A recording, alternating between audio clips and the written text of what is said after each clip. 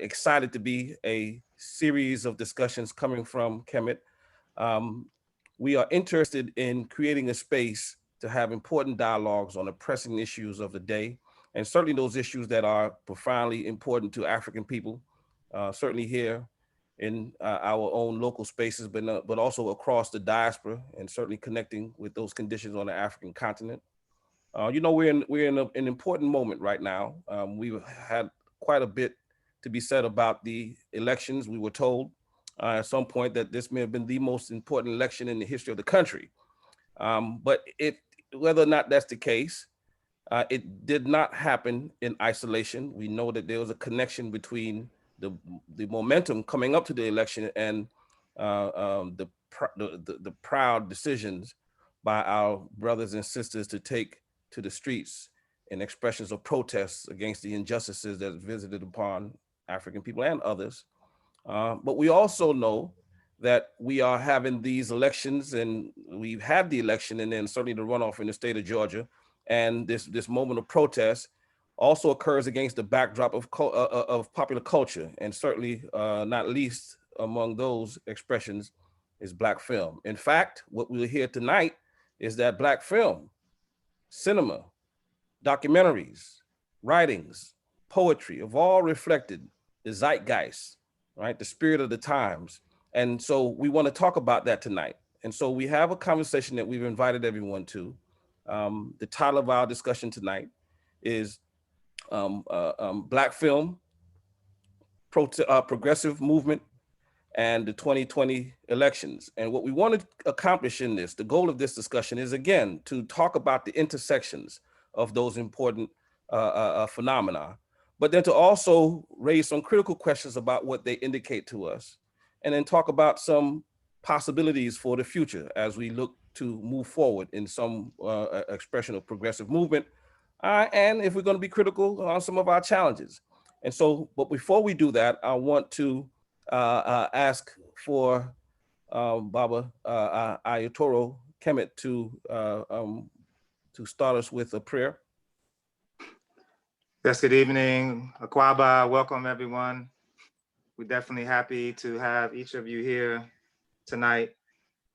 In order to begin our program, we're just going to have a brief opening or a way to connect each of us with the Creator and the deities and the ancestors, and just pray for a successful activity. So if you can assume a posture of reverence, then we'll go ahead and get started.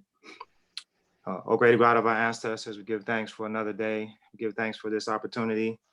We give thanks for all of the Africans who have gathered here as we have discussions that will hopefully propel our people forward and propel our movements forward.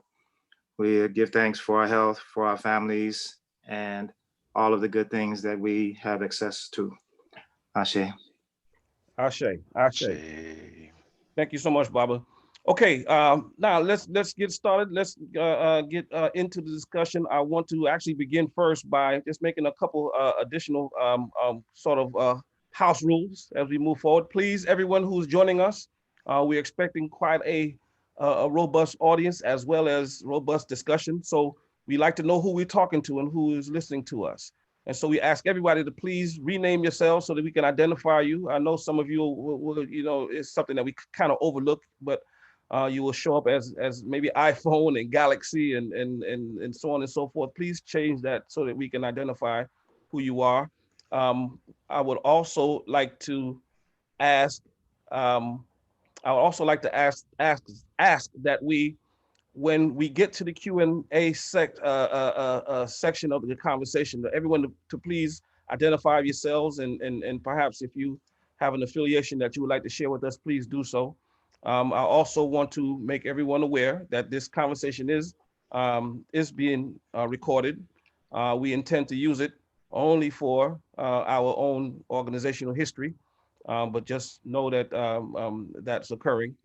What I would want to do is to make a quick announcement, which is that this discussion is the first, as I said maybe a moment ago, of a series that we will be calling Kemet Speaks forums.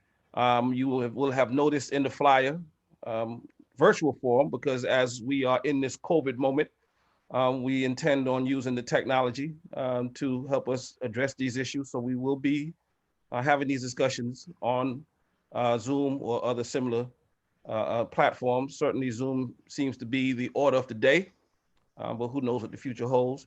However, we will shift once the pandemic allows us to in-person sessions, if you will, on-site sessions. I don't believe that we'll ever get away from Zoom now, right? Because we can reach out across the planet to have these discussions. So we anticipate still using Zoom, but know that these discussions will be taking place in a physical space. Now, what we will do is we will introduce our speakers, and they will present their pieces to us in the order that I introduced them. So please note that. They all will be making presentations, visual presentations, in addition to their commentary and remarks. And we will try to keep those conversations to between 12 and 15 minutes. That's always a challenge, but because everybody has important things to say, and that's why I guess I'm here to kind of be the bad guy. So I may interrupt rudely, as they say, charge it to my head, not my heart. But we will try to keep on schedule for the conversation. So without further ado, let me introduce our first speaker, Sister Antoinette Brown Waith. We affectionately know as Sister Nozimbile. Sister Nozimbile teaches anthropology at Atlanta Metropolitan College. Her diverse areas of research include traditional African religion, rites of passage, African and African American female aesthetics, body integrity, and liberation spaces, like Oyotunji Village. She is owner and founder of Grand Tressa Natural Hair Care Company, which manufactures a full line of hair products with fair grade ingredients that are free of harmful chemicals and have a minimal carbon footprint. She lives in Atlanta, Georgia, and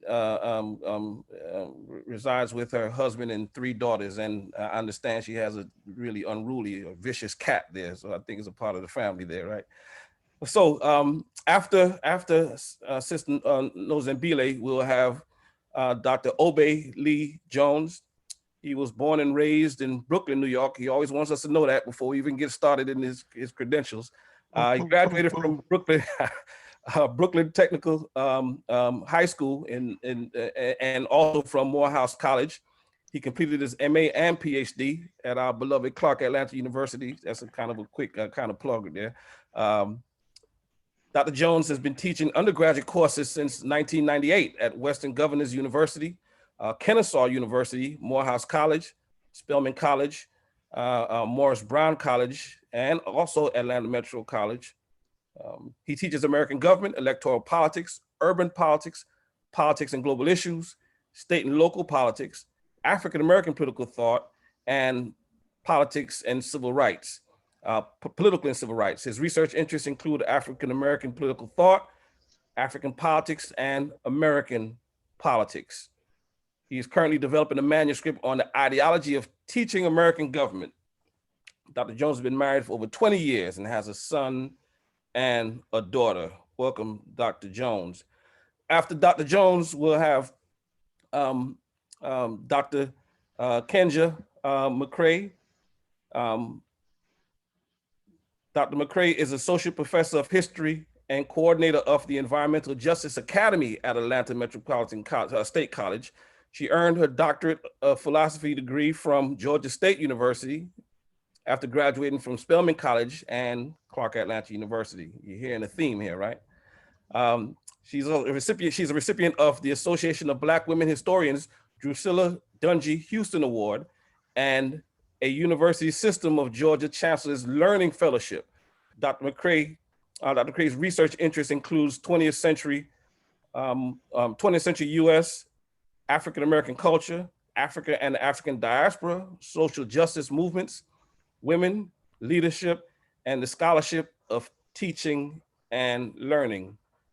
And then the final speaker tonight will be Dr. Akil Houston, also we refer to as Natambu. He's Associate Professor of Cultural and Media Studies in the Department of African American Studies at Ohio University. He teaches courses on African American education, African American media, Afrofuturism, pedagogy of Malcolm X, and the popular hip hop history, culture, and politics of class. I'm sorry, politics class. Dr. Houston's research areas include African American studies, educational philosophy, Africana womanism, Black feminism, cinema studies, cultural studies, and hip hop culture. And so we will welcome also Dr.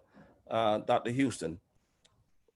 So without further ado, what we will do now is we will be using visuals in this presentation. Again, in some cases, PowerPoint, we may have video as well. So in order for us to move smoothly along those lines, we will ask each presenter to navigate their presentations. Now, please communicate with me if you're not able to do so.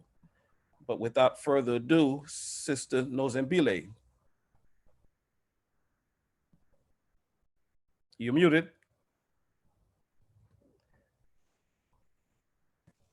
Okay. Here we go. Sharing my screen. All right. Can you all see that? Yes. Okay.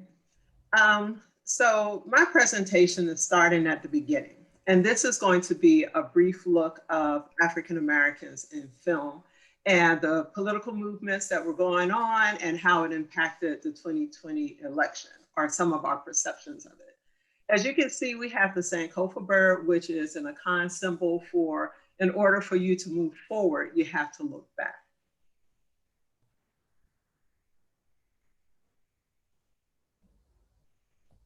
All right, so we're looking at pictures to see, as an anthropologist, we know that culture is learned, is shared, and is symbolic. So when they had pictures of Vice President Harris, they had different pictures that showed us what we thought about African women.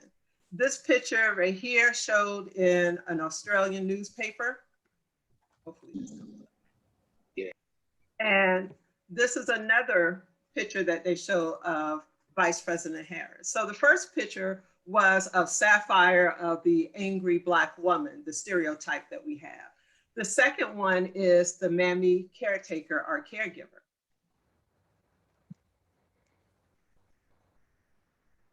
Sorry, having a little bit of trouble with the slides. The next image we see is of Vice President Harris, that she is a mixture of everything. A lot of conversations is she Black? Is she, you know, Jamaican? What is she? So that fits in with the stereotype of the tragic mulatto. And then we have the last one of Vice President Harris and the common notion that she slept her way to the top. And that fits in with the stereotype of the Jezebel. So these are some of the ways that Vice President Harris has been represented in the media and in the media. So where does that come from? If we look at some of the early films and some of the early books, we can see that African-American people were portrayed in several ways.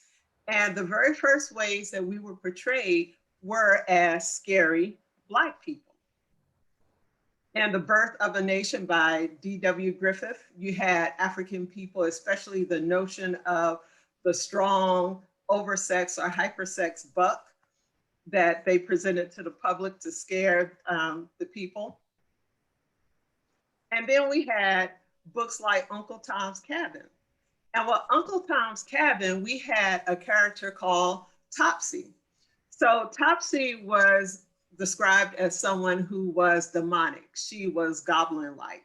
And even though she was a little girl, the way that they described her and the way that they treated her kind of justified the treatment that she got. So as you can see, there's a pattern of showing African people as dangerous and scary and something that needs to be controlled. And I think the image that they pulled out of that book for Lovecraft Country that was really, really good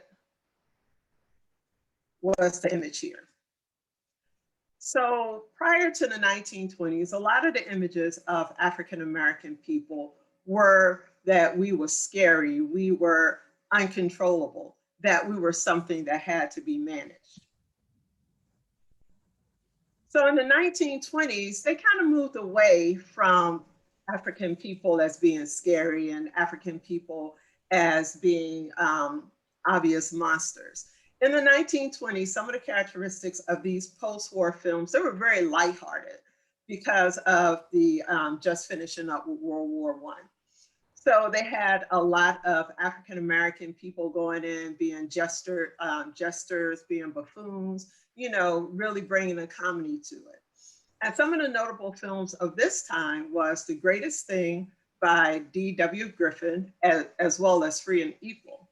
And the thing about The Greatest Thing, which is ironic, is that D.W. Griffin actually tried to change the portrait that he painted of African-American men by having the African-American protagonist be honorable and be, just like a heroic character.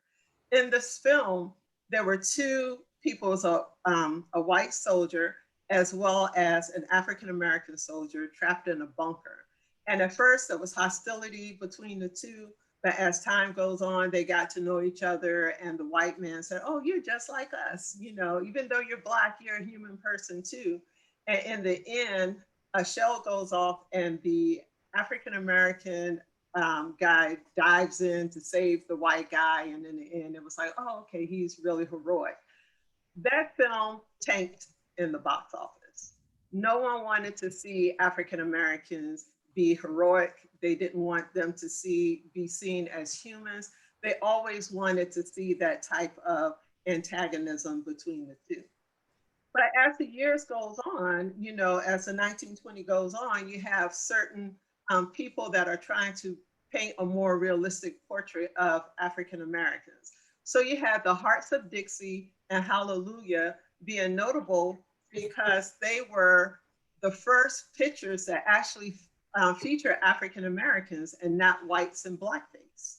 So these two pictures, Hearts of Dixie and Hallelujah, were notable for their time. And the reason why they came about, because what was happening during that time was the New Negro movement and the Harlem Renaissance. And you got a lot of pushback from people in the NAACP that was coming up and a lot of the scholars from the Harlem Renaissance about the ways that African-American people were portrayed in these films. So it became a big push to show African-Americans in a different way. So with the New Negro movement, that impacted the film industry. So we started to see a different type of narrative develop. We start to see different types of characters emerge. And as a result of that, we have the cinema's first tragic mulatto. So Nina Mae McKinney, she was in the film Hallelujah. And the story of this movie was that you had two brothers that worked on a farm. They went to the city to kind of sell their crops. They encounter this lady and she basically causes one brother to kill the other brother and take the money.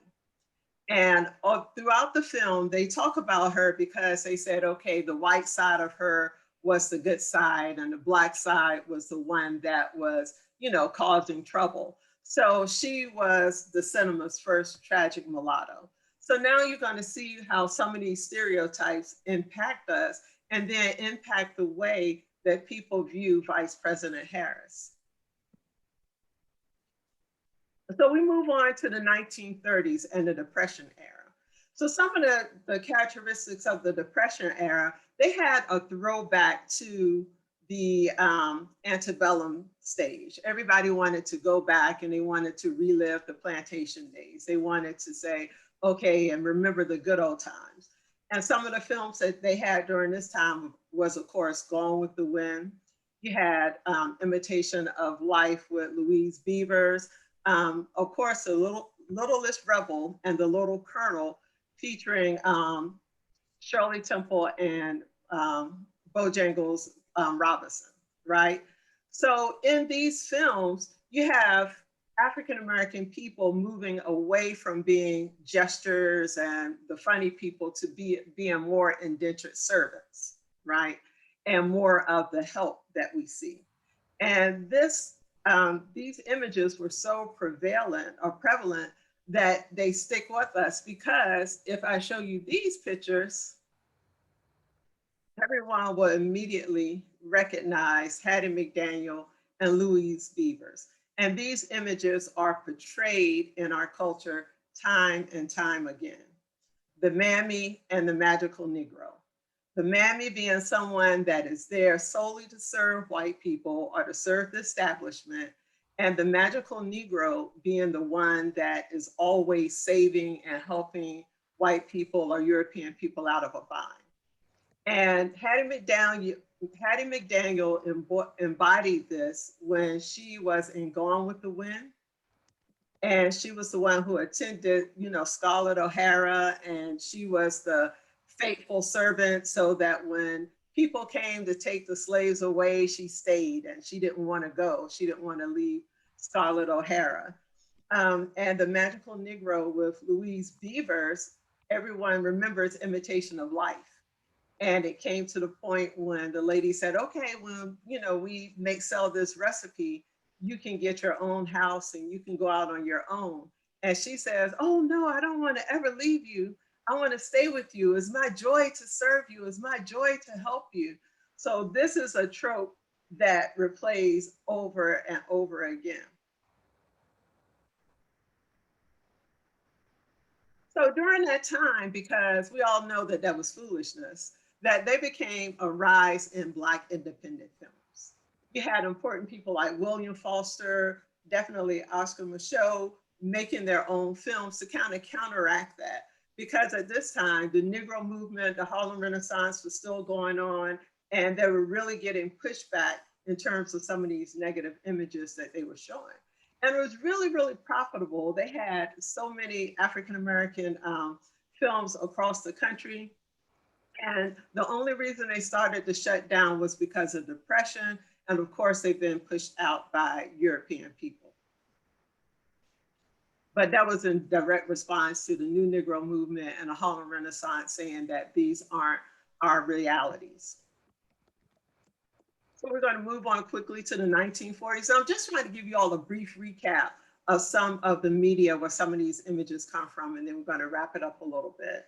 So the characteristics of World War II films was, again, they had a lot of entertainment. They wanted to keep people's minds off the war. They were more lighthearted and jovial. And at this time, you see a lot of influx of entertainers into the film. You had your Cab Calloway, you had your Louis Armstrong coming in. And the thing about that is that they would insert these people into it in a big band scene or a dance scene, something that wouldn't interfere with the plot, but something that would show that they did have African people in the movie. But what they would do when they took that same film to Southern audiences, they cut it out so that the white audience wouldn't have to see, the African-American people in the film. And some of the notable films of this time is Stormy Weather and Cabin in the Sky. And from these films, you see your Sapphire and Jezebel characters. So two of the main characters during this time was Lena Horne and Hazel Scott. Both of them were women who embodied the images that we will come to know as Sapphire and Jezebel, the temptress, the one who is just all about using sex to get ahead, right? So what does all this have to do with the 2020 election, right? As an anthropologist, we're looking at how these mediated images impact how we see women. We're looking at it, that is at how these images fed to us over time creates perceptions of how people see us. And that is in the literature, it's in the movies, it's in everything that we see. Because this is learned. They're teaching us how we see African women in those four limited categories. The symbolisms that they show in terms of African women being highly sexualized, or the images that they promote of African women being just easy. Um, and so those are the ways that it impacted our way of seeing Vice President Harris. Um, and one of the main things that I wanted to talk about also was Hazel Scott. Hazel Scott was notable because, like a lot of the performers of the time, she was from Trinidad. She was island born. And she was later, kicked out of the United States because she was flagged as a communist. She was really good friends with Paul Robeson and a lot of the island people during this time. And you'll see it tie back into the presentation that Dr. Jones and Dr. McCray are doing about the impact of island-born people moving abroad to London, as well as some of the impact that they had in the United States. All right. Thank you so much for that presentation. And it's interesting, you help us understand just right off the bat, so to speak, that these images that we see unfolding right before our very eyes with Sister Harris, Vice President Kamala Harris, they don't occur in a vacuum, right? They're part of a tradition. They're part of a certain flow of history. And I really appreciate the way that you captured that in those different periods. I'm looking forward to hearing more about Sister Scott and certainly this relationship with Paul Robeson. Okay, so let's move on to our next speaker. We will now have a presentation by Dr. Obey Lee Jones. One of the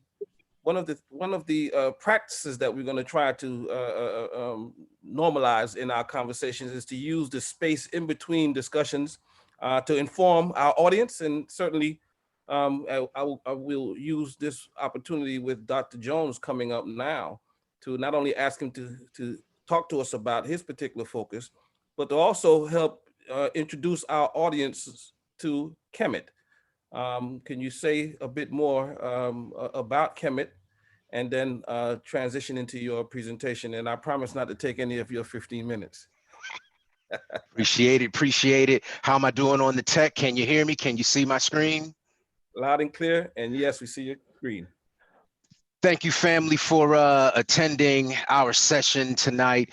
By way of history, we're calling this current initiative KMT Speaks. This is just in line with some of the things that the Brotherhood of KMT has tried to do. Our founding occurred in the year 1988, and we say it like this: it just so happened that 10 men that just so happened to be sojourning or matriculating through Morehouse College decided to gather themselves with a set of elders and chart a new path and do something different. With no disrespect, we decided that we could use ancient Egypt as a return to the source that would help us live our lives in a stronger, in a better way, right? And so over the 30 years or so, we've had a good 15 or so crossings. We have a good 125, maybe 130 members. We initiate new brothers into the brotherhood during a ritual that we call the crossing. And during this crossing, or during this ritual, we try to be men of the books. We try to appeal to the ancient netters of our ancestors, and we try to do things like we try to write, we try to read. Prior to this pandemic, we go into the woods and we do rituals. We travel to the waters. We get our cardio on and walk up that mountain, and we do things in order to try to make ourselves better. Part of the things that we're trying to do, right? Not trying to do. Part of the things that we've done in the past when we were younger is we were absolutely out there rebellious, hot 21 years old, right? Out there protesting and marching and sitting in and doing all types of things. But if I could be honest here, as we, get gray in the beard here, essentially what we look to do is try to create the conditions for brothers to excel individually in their chosen professions. We try to create a family atmosphere amongst ourselves so that brothers can go forward and build their own strong families, knowing that they have shelter in the storm in the Brotherhood of Kemet. How was that? That was perfect. Thank you, brother. All right. So, all right. Now, Maxine Waters, right? Reclaiming my time. All right. So, all right. So, thank you for attending. I'm honored to have the opportunity to offer a few words here. My goal this evening is to talk about how art is powerful, but when it's misused, it can actually stifle political organizing. And then my secondary goal this evening is to criticize current Black movies for not moving Black communities into political action. I spend my time every day talking about doing political science classes, right? So if you'll pardon me, we always define politics as being about power. We say that power is the ability to influence choice. We say that the choices that matter are those that allocate scarce resources in the presence of a conflict that is endemic to the system. This then is the contextual reality of Black politics.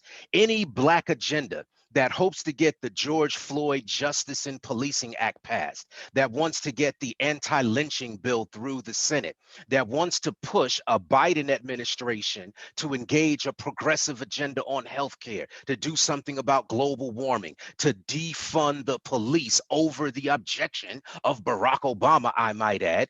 Any agenda has to do so in the context of political conflict, both inside and outside the government. So our goal today is to talk about film. And yes, film is often overtly and purposefully political in that it's used as a tool, but it can either dilute the political aspirations of an oppressed people, but what can oppress can also be used to liberate. We know that policy comes from activism, but where does activism come from?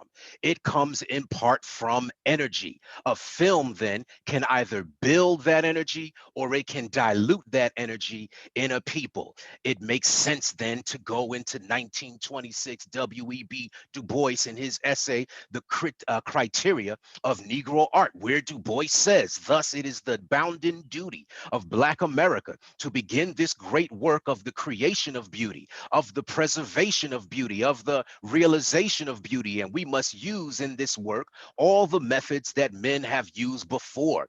And what have been the tools of the artist in times gone by? First of all, he has used the truth, not for the sake of truth, not as a scientist seeking truth, but as one who upon whom truth eternally thrusts itself as the highest handmaiden of imagination, as the one great vehicle of a universal understanding. Well, the truth I want to try and talk about today is that Black agency is the reality of Black life in America. But we often, too often, see stories that are presented like Swiss cheese with big old holes in the narratives. Let's start my discussion, talking about a comparison between Django and Nate Parker's Nat Turner movie, Birth of a Nation. My main point of critique with Tarantino's film is just that there is no Black agency in it. Beyond Django, Black people are either mute and subservient at best or acquiescent in their own destruction at worst. Django is this he's some lone hero, and he's a lone hero in a story that's marked by a history of thousands of people doing exactly what he did. And for my money, this is a serious critique. The standard reaction in the movie when a Black person sees Django is to be stunned. Now, to be sure, Django's character is bold and active and manly, but when Django comes comes across another Black person in the movie, they sit stupefied, wondering what planet where he comes from. The true history hidden by this movie suggests that the more common historic reaction would be for someone to confront Django and be like, "What? I'm down. I'm rolling with you. Throw me a gun, brother. I have your back." Indeed, the whole point of Django, I'm on Django. Indeed, the whole point of the narrative is to tell a German myth with black faces. This negates the black myths that could have been deployed. Telling black stories about black history using black faces, but with a white narrative structure is rather Amos and Andy like Tarantino, especially given what's possible in the 21st century to act as if black people were silent in the face of the horrors of slavery. This makes Tarantino guilty of the same fault that in the films that he looks to critique, and that is hubris. The story of enslaved black people is not the story of happy darkies that Jim Crow Hollywood presents to us, but instead it's the story of black life in America is the story of agency. No, black people did not sit idly by waiting for white saviors to come and lead them to freedom. Instead, black folks took it upon ourselves to change our condition by whatever means necessary. If it's true that history is most qualified to reward all research, then this ethic of agency is what we need today. The Black Lives Matter movement, the explosion of anti-racist activism this year in all major cities surrounding the murders of Breonna Taylor and George Floyd in particular. These things are going to need cultural support in order to be maintained. Not only cultural support, you need money, you need political organization, right? But specifically cultural support through media messaging. That is our point this evening. Let's hit Nate Parker's film. Nate Parker's film, in that film, do we get a theological debate on how the Bible can be used to challenge slavery, even as white enslavers used the Bible to defend slavery? Yeah, it was in there, but it was like 2 and 3 minutes long. The best minutes of the film for me. Instead, the majority of this story, it did not quicken my heart. It did not make me want to jump in the scene and get down with the revolution. And it darn sure didn't make me want to go to the gun range and get some practice in. It's not until Turner's mother is affected in the movie that Nat Turner turns into a rebel. Where was his conversation with God? His visions, the blood on the leaves. I know they were sprinkled in here and there, but was it enough for you? Did it make you want to do anything? Did it make you want to vote for anyone? Did it stir that Nat Turner that's living down inside your chest? Did it even make you want to pick up a book and read something? The media is powerful. That's why propaganda minister Goebbels was just as crucial to Nazi Germany as was the architect of the Holocaust himself, Himmler. Movies are serious things for a people that are suffering serious systemic discrimination. We must acknowledge that movies enter the public domain, are seen by millions of people, generate millions of dollars in profit, and often have the power to dominate the understanding of reality that the viewer has.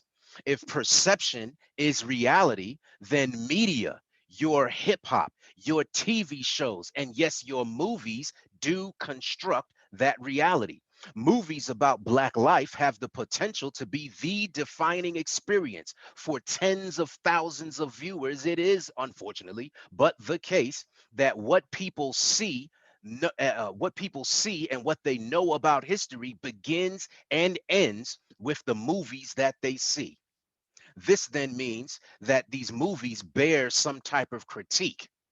So, a black agenda, a black politicized agenda in film has to be concerned with at least three elements. Number one, the teachable moment. These movies have to move you to do something. Third, it has to move you to action. And then fundamentally and importantly, my second point is that these movies cannot perpetuate the same old stereotypes and tropes. They cannot do harm. The movie has to stir your soul and cause you to want to join something and read something and create something and do something and be something.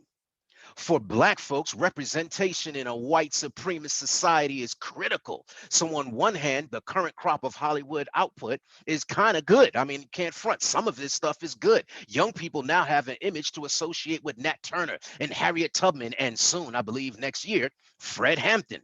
This is good. However, representation is a poor standard to use to judge the historic and political worth of a film. Yes, Black communities have an image problem. Yes, it is true that it's hard to become what you don't see, but what you see is only the first step.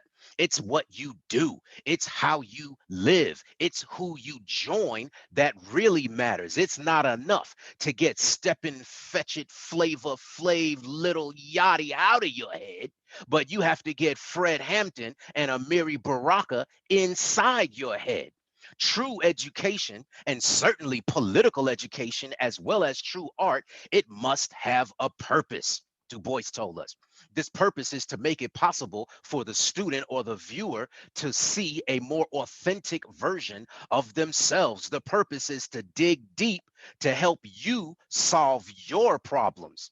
Are these movies like sculpture, removing the parts that don't belong to reveal the true image?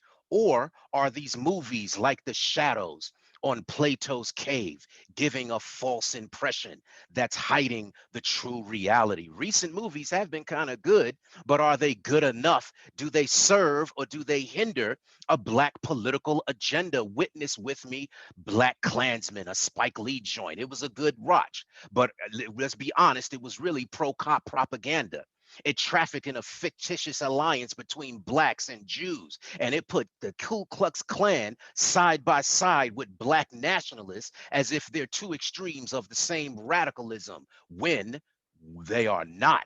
Witness Antebellum. It's good to see a sister working, right? But it reveled in the same violence of slavery without giving us any bigger commentary to be made. It seemed to say that Black life nowadays is a kidnapping away from slavery. I mean, I guess that's some form of commentary, but the movie missed the every opportunity to make new claims. And our heroine at the end of the movie, I hate to be a spoiler if you haven't seen it, but she falls into the hands of savior police, like the police are going to save you, like the police are going to save you. The movie made it seem like racists are in one isolated and extreme pocket of the world, when we know in Trump's America, Karen is everywhere, lurking around every corner with her cell phone in her hand, ready to hit 911 on you like she's the boogeyman. Witness with me the recent movie called Spell with good sister Loretta Devine. However, where this movie has black voodoo being seen as some kind of scary thing, dust blowing, ready to take your mind over stuff. In actuality, well, an actual spiritual system that's deep and important to Black history, reduced to Samboism, to spookiness. And the movie wasn't too far from Serpent and the Rainbow and its exploitation of Black spirituality. We know that Zora Neale Hurston, amongst others, were no strangers to the hoodoo. In her book, Tell My Horse, Zora Neale Hurston tells of experiences in Haiti. And later, in her essay, Hoodoo in America, she discusses her initiation, puts spells and incantations in it and everything. But in this movie, Spell, what do? They burn Loretta Devine's character in the barn like the New England witch burnings of old. We remember that the first woman burned in the Salem witch trials was a Black Caribbean woman named Tituba. We remember that the progenitor of the Haitian Revolution was Boukman, the witch doctor, the conjurer who used spells and ancestor reverence to give the people the power to overthrow simultaneously the American, the British, and the French militaries. Hollywood needs to put some respect on voodoo. We appreciate, almost done, we appreciate Lovecraft Country because they showed us what Black love can look like. And that alone is revolutionary, unfortunately, but it's revolutionary even in the year 2020. But is it enough? No one on here is going to hate on that sister going to hanging out with Josephine Baker, time traveling, getting some training in with the Dahomey Amazons. But I still want to ask the question, is it enough? Will the show get a season 2? Will the show find a way to go deeper? We appreciate it. Small acts. I personally was yelling Mercury sound, bo, bo, bo, in my family loud enough for all my neighbors to hear. I'm telling you, that episode was some of the most fun I had watching a movie or a show in a long time. But did small acts make you want to resist the system? I'm glad that we got a sister named Saniqua with natural hair in space, right? She's joining the scant history of black women like Uhura in Star Trek. But my critique is, are there any black themes in the storylines? They just gave the sister a black boyfriend and some braids in season 3.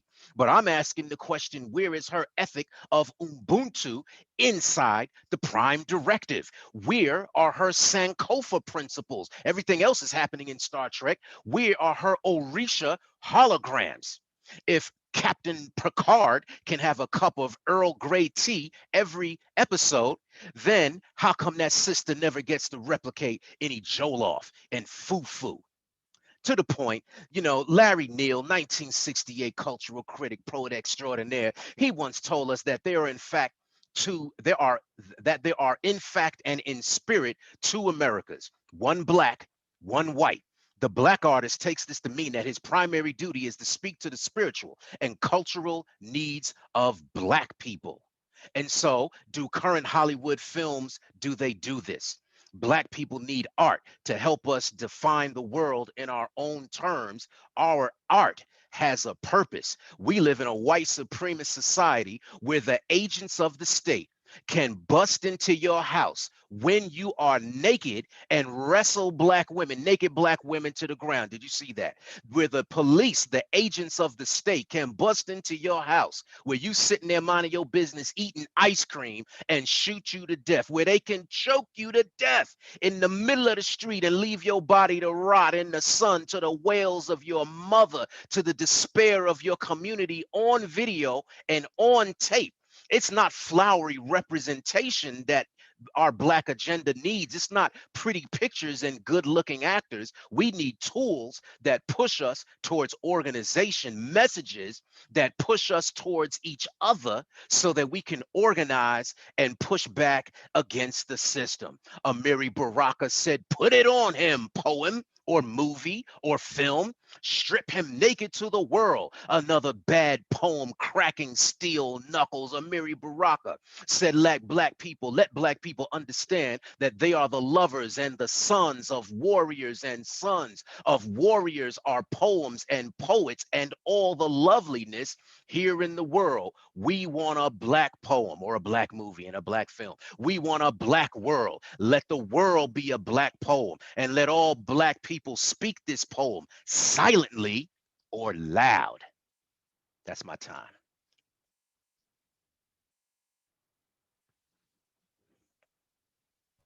Thank you so much for that, Dr. Jones. That was perfect timing. I was just getting ready to start waving like this and interrupting, but no, that was a powerful conversation. And as you were making reference to, right when you made reference to the Sankofa principle, I was thinking about an alternative model of the film that you critiqued in that important piece by Haile Sankofa.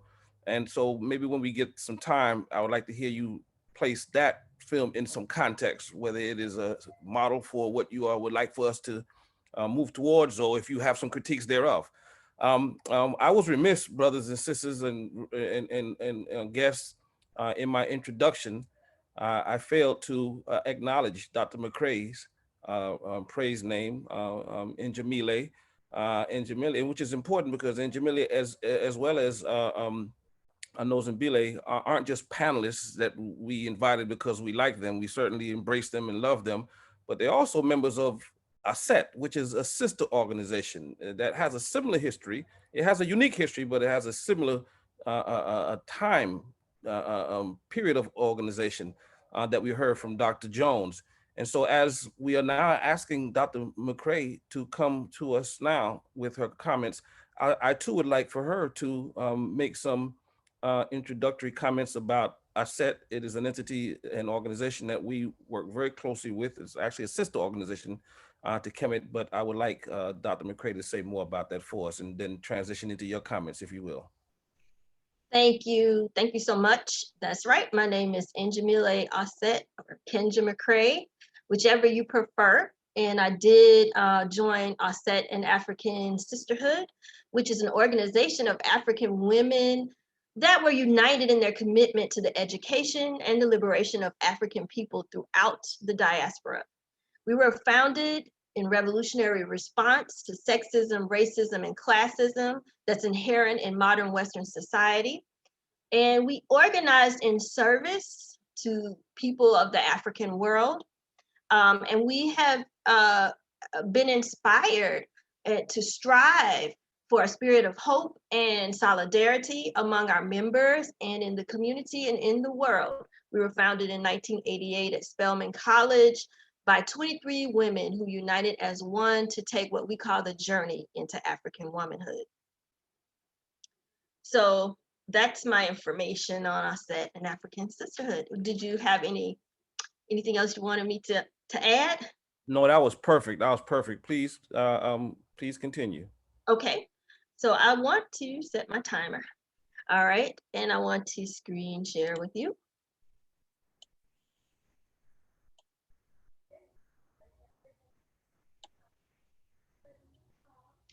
And can you see my screen? Yes, we can. All right, thank you. So I titled my section of the talk, This Woman's Work, Women's Role in the 2020 Elections, Progressive Movements, and Black Film.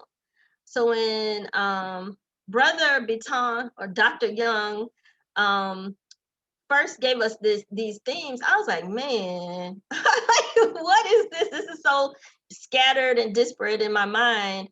But when I really thought about it, I was like, yeah, you mentioned the zeitgeist, Dr. Young. That's exactly what I thought. This is really, really reflective of the zeitgeist, or as my daughter would say, this is vibes. So I want to talk to you today about first my research, and then I'm going to go back and share some reflections on women's roles in the 2020 elections. That's really Obe's area of expertise, so I'll let him pick up all the details on that. And woven in will be some information about progressive movements, and then I'll do a section on Black film. So basically, when I thought about the topic and the election, I was thinking from the perspective of my research, which is on Black women in Pan-African cultural nationalist organizations from 1965 until 1987. And I particularly focus on organizations that were influenced by Kawaida philosophy. And for people who aren't familiar with Kawaida philosophy, that's basically the larger philosophy that produced Kwanzaa. So as we approach the Kwanzaa season, thinking about the 7 principles, Kawaida is what produced the 7 principles.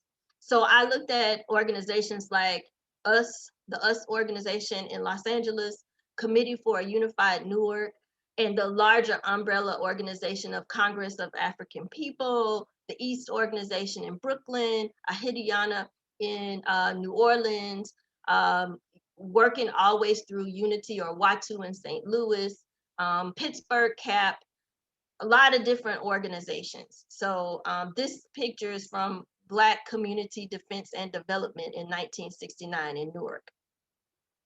So you know where I'm coming from. So I'm looking at everything like, you know, where were the women and what were the women doing? What roles did they play? Because often we know women's roles aren't as studied, as apparent, particularly when we talk about women as strategists, women as leaders, women as intellectuals. So I'm always looking for that particular angle. So it wasn't hard though to see where women, African American women in particular, African descended women were during the 2020 election. This media cycle, we're out front, right? So women's studies expert Brittany Cooper characterized the Biden and Harris victory as a huge victory, as a huge battle that African American women won, that Black women won. And it's because she said we showed up, we were organizing, we were insisting that Joe Biden bring forth a Black woman president. We relied on people like Stacey Abrams to help flip Georgia blue, like Representative Nikema Williams, right? So African-American women were out front, and some statistics say we voted, more than 90% of us voted for Biden and Harris in that election. So according to a lot of assessments, we showed up and we did, as women and as African-American women, what we normally do. So as a result, we got a Black woman vice president of the United States, vice president-elect of the United States. But then we also got a lot more information. We got to know Stacey Abrams a lot better. And so I chose to focus on her because her movie is going to be one of the Black movies that I discuss. But Stacey Abrams was Georgia State House Minority Leader. We know in 2018, she aimed to be the first female and African-American governor in the United States. But she lost her bid for Georgia governor by a small margin of 55,000 votes. And so she spent the next 2 years building an infrastructure to help register new voters and stop all this voter suppression. It was really egregious. It was loud. It was in our faces. And when we're talking about progressive movements, I would make the claim that she's a stalwart of the modern voting rights movement. And so I was actually out in the streets helping knock on doors and all kinds of things because I was moved. Brother Obey talks about being moved. I was very moved by what Stacey Abrams was doing. And we'll talk about film. So this is a documentary. And I don't recall if we talked about many documentaries when we're talking about Black film, but here we have a documentary all in the fight for democracy, which I think is an important film that highlights the work that Stacey Abrams was doing to expose and to reduce voter suppression, like the purges that were happening under the Republicans in Georgia, and the exact match system and things like that. So this film goes into detail about that. And I actually, before I saw All in the Fight for Democracy, which was excellent because I can't forget, Stacey Abrams was class of 1995 of Spelman College, and so was I, right? So it's wonderful to see a classmate doing something historic and doing something that really, really helps our communities in this way. And this was I would recommend this film. I haven't shown this film because first and foremost, I'm an instructor at Atlanta Metropolitan State College. I have not shown this film to students, but I did show a very similar film called Suppressed: The Fight to Vote as a Black History Month activity for the campus, and as it was a part of the curriculum for my U.S. History 2 class. And these films like this really, really engage students. They are made, the way they are made, it draws them in, it pulls on their heartstrings, it plays on their emotions, and it gets them really ripe to talk about these issues. And many have reported it got them fired up to get registered, check their registration, go out and vote. And it gave me a chance to talk about the historic long roots of this kind of voter suppression that go back to, Reconstruction. It gave us a chance to talk about the grandfather clause. It gave us a chance to talk about literacy tests, poll taxes. So I would recommend this film, not just for the family, your personal use of the family, but to do a community screening with. So that's one. And can you hear my audio? Yeah, okay. So here is a trailer for that. Right to vote was truly made available.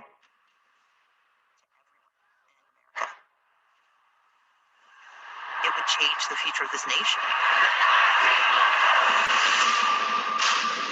Ladies and gentlemen, Stacey Abrams! When I started running for governor, We anticipated that voter suppression was going to be instrumental in Ryan Kemp's campaign, and we were right.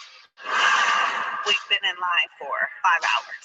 They said you've already voted. Looks like several days ago. No, I would have remembered that. Okay, so you can hear the way the music is done, the way the scenes are cut. It really gets students and viewers involved in those issues and fire some of them up. So my next film that I wanted to talk about, as Brother Obey brought up, was Small Axe.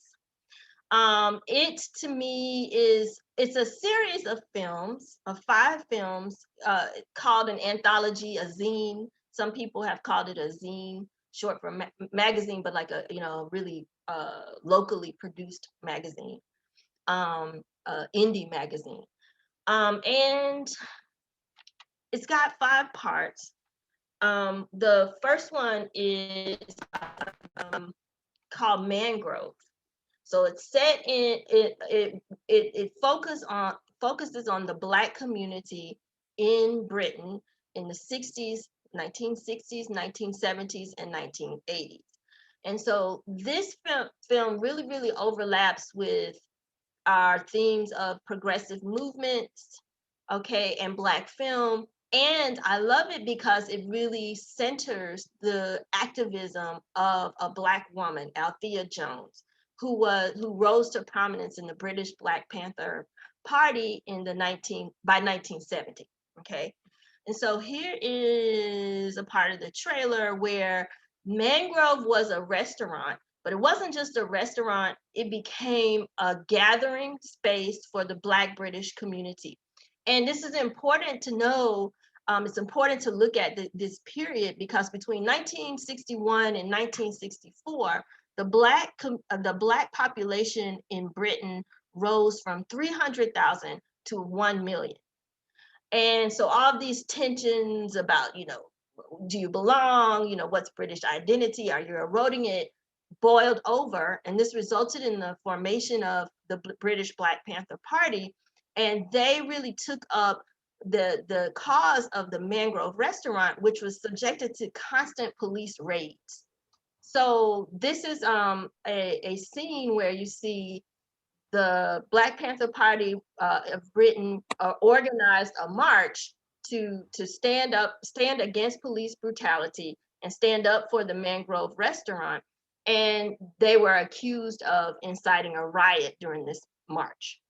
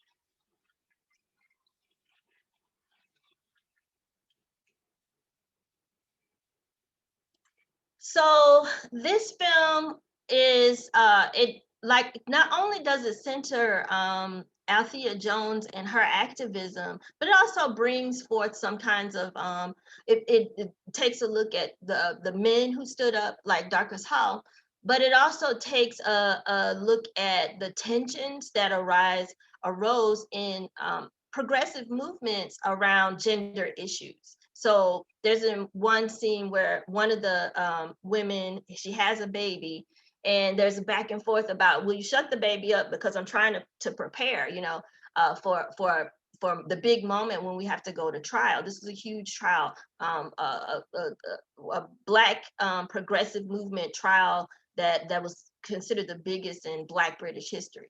And the woman is trying to prepare to go to trial too. So Steve McQueen, the writers, they really bring forth a lot of these important issues that I think should be discussed about not only women, but gender roles in progressive movements.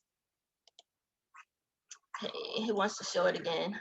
All right, and then Dr. Jones talked about Lovers Rock. And also, I like the episode called Alex Wheatle, or the film called Alex Wheatle. They were both good.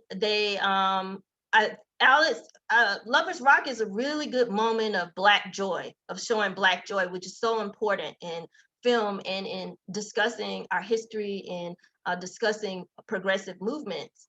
I did like in Alex Wheatle how Rastafarianism was brought front and center. That's a very interesting Pan-African cultural movement, and my research focuses on Pan-African cultural nationalism.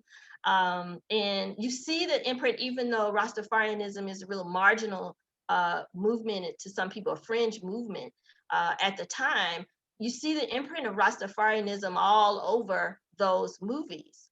I would have, though, I had many more questions about the roles of Rastafarian women.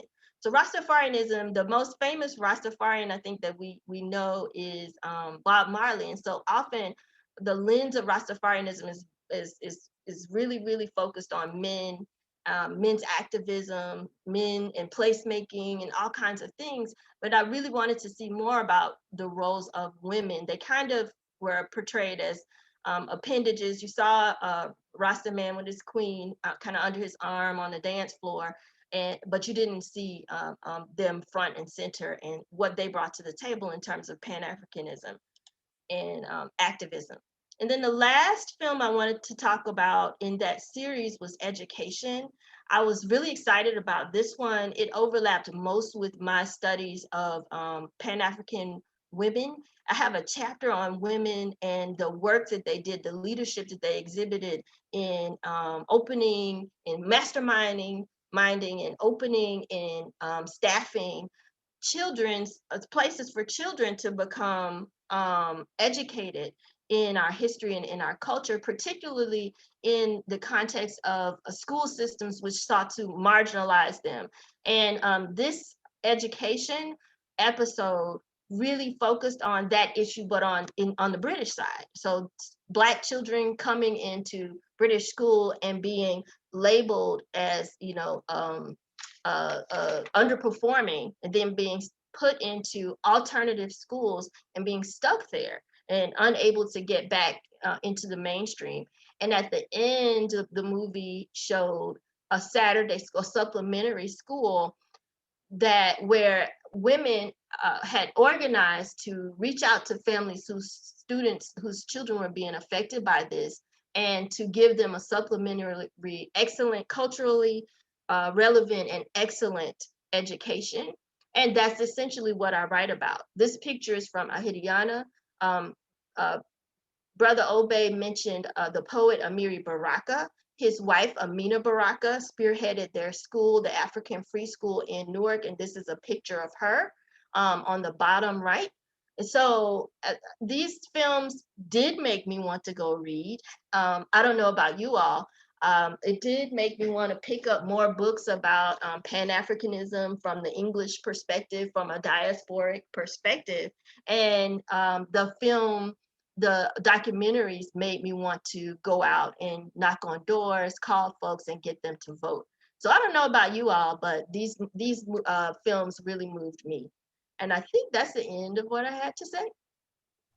All right, all right, all right. Thank you so much, Dr. McCray. That was wonderful, wonderful. And I was thinking as you were talking about the grounding, the connecting of your analyses of the film to your own research area, and I was going to ask you to elaborate on that, but you well later on, but you seem to have read my mind, or maybe I read yours, and then spoke to that. So without further ado, we'll move on to Dr. Houston. Dr. Houston, they often say last but not least. I like to use the notion of the anchor leg, right? Those of you who are familiar with track and field, the 4x1, the anchor leg is one of the strongest legs. So we'll ask you to bring us home, Dr. Houston. Thank you so much, good brother. I appreciate everyone who is still holding on with us. I'd like to share my screen, and I want to say welcome to everybody. Acknowledge my physical family as well as my Aset and Kemet family in the house. I appreciate everyone attending, those known, those unknown. Welcome. So, what I'd like to do in my time is to echo some thoughts that have been made previously and offer a few things to sort of establish a framework or to add on to the framework we've already established this evening and lay out some things in terms of analysis, in terms of thinking about what Black film can do, could do, should do, and how it refracts politics. So, what I want to do is to talk about artificial intelligence in the context of Black cultural production. And so, those of you who are indeed hip hop fans, you'll notice something there that I will speak to. This is the design of what I'd like to offer tonight. Talk about the title, some of the ideas that I'm thinking about, the Jackie Robinson moment, which I'll go into, and some of my conclusions that will hopefully offer a precursor for our conversation with all of the panelists and you, our wonderful village this evening. So, for those of you who do not know, this title is inspired by De La Soul's fifth album, Artificial Intelligence, Mosaic Thump. And one of the things that I'm really looking at in terms of De La Soul, Pasta News, Dave, Maceo, is their evolution as hip hop artists. And they represent the best traditions of the family that they belong to, the native tongues. Always creative, always youthful, but with a nod towards elder statespersonship, and always in a place that they represent the best of what hip hop offers. That is the ability to sample and gesture toward the past, but point us towards new directions in the future, new ways of thinking, and also inspiring us to think about the blend of art and politics. Where else can you find an album that includes samples and guest appearances by the likes of Redman and Shaka Khan and still be all good? So one of the things that I wanted to talk about is how their art, in a moment of shifting tastes in terms of hip hop production and hip hop consumption, really maintains this sense of integrity. And what I'm calling, they provide art official. This is what art looks like. This is what art can do versus artificial. It sells, it looks good, might even taste good, but in the end, is it good for you? And so that's sort of the framework I'm looking at in terms of representation of Black folks in Hollywood and this idea of artificial and artificial. So I too want to return to Du Bois. Let's turn to 1926 when he makes this claim about all art being propaganda and ever must be, despite the wailing of the purists. I stand in utter shamelessness and I say that whatever art I have for writing has been used always for propaganda, for gaining the right of Black folk to love and enjoy. I do not care a damn for any art that is not used for propaganda, but I do care when propaganda is confined to one side while the other side is stripped and silent. So Du Bois, forever the agitator, is laying out a compelling reason to consider, as elder statesman, now an ancestor, Louis Michaud put it, proper propaganda. While we could certainly spend time on Du Bois alone, I want to think about his position as a framework for considering Black cultural production in the 21st century. Art is political, whether or not we agree that it does indeed move folk or it keeps folk, passive and asleep. It's still political. And so one of the things I think Du Bois is attempting to do, as other scholars have argued, is to move the aesthetic into a militant part of political, economic, and cultural conversations. And what's interesting, as someone who studies cultural studies, you see many of these echoes in the writings of Stuart Hall, specifically his essay, What is This Black in Black Popular Culture? So I want to lay this out as a framework for thinking about, art today. And I think that Dr. Jones, Professor Nozabile, and also Professor McCrae have also opened up a way for us to continue to think about this. So one of the other pieces that I want to talk about is the work of Melissa Harris Perry. She uses field perception studies to talk about the crooked room. And so what I'm interested here with this particular idea is how do we find Black people who are now in front of and behind the camera doing certain things that many of us might find problematic or we might question. So if we go back to the earlier part of our history, particularly cinema history, we were not in positions of control. There weren't Black DPs, people responsible for principal photography. There weren't Black directors. The first Black directors that we see in Hollywood don't arrive until Melvin Van Peebles, Ossie Davis, and Gordon Parks hit the scene at the latter part of the 1960s.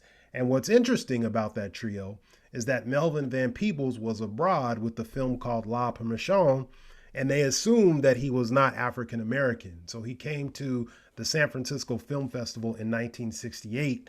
And so even in his introduction to Hollywood, the assumption was that he was not Black. Of course, many of us may recall his first film, The Watermelon Man, and we go from there. So it's important to kind of see that our control behind the scenes is not really present until the 1960s. And I know there's a large misconception that during the 1970s, latter part of the 60s, that blaxploitation offered us a certain measure of control.